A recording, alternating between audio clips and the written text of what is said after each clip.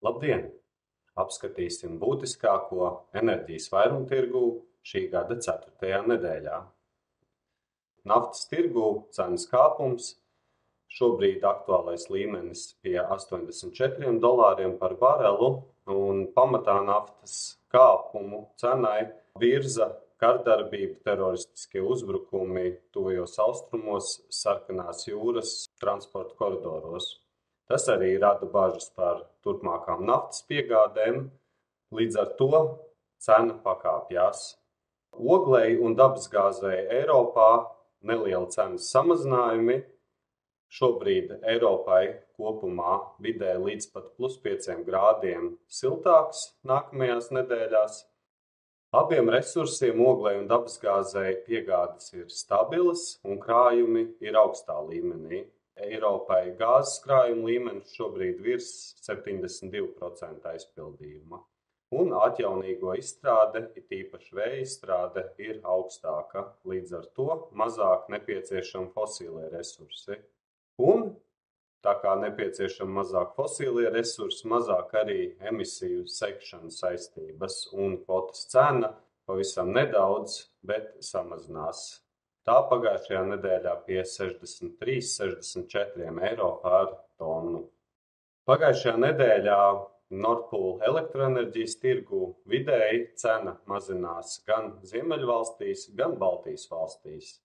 Tur divi galvenie valdošie faktori ir silts atkušņi, tātad arī mazāks pieprasījums no klientu puses, un no otras, no piedāvājuma puses savukārt kāpja vēja izstrāde.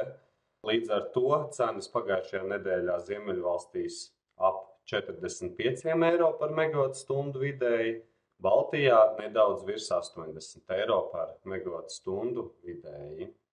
Būtiskais notikums Baltijas valstīm un Somijai ir tas, ka naktī no ceturtdienas uz piektdienu notiek avārijas atslēgums zemūdens starpsavienojumam starp Somiju un Igauniju, Estlink 2 līdzstrāvas kabelim ar jaudu 658 megavati. Šobrīd tiek skaidrota precīzā lokācija bojājumam. Pašlaik ir minējumi, ka šis bojājums ir tuvāk Igaunijas krastiem un ka turpmākās nedēļas laikā tiks precizēti gan remontdarbu laiki, gan darbi.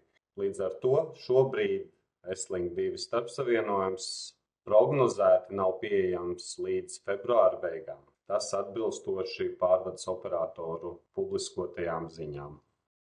Tālāk paskatāmies uz 2025. gada 12 mēnešu finanšu instrumentu tirgu elektroenerģijas bāzes piegādei, tad Ziemeļvalstīs cenu līmenis zems, zem 40 eiro par megavatstundu, savukārt Polijai un Vācijai tas ir amplitūdā no 80 līdz 105 eiro par megavatstundu.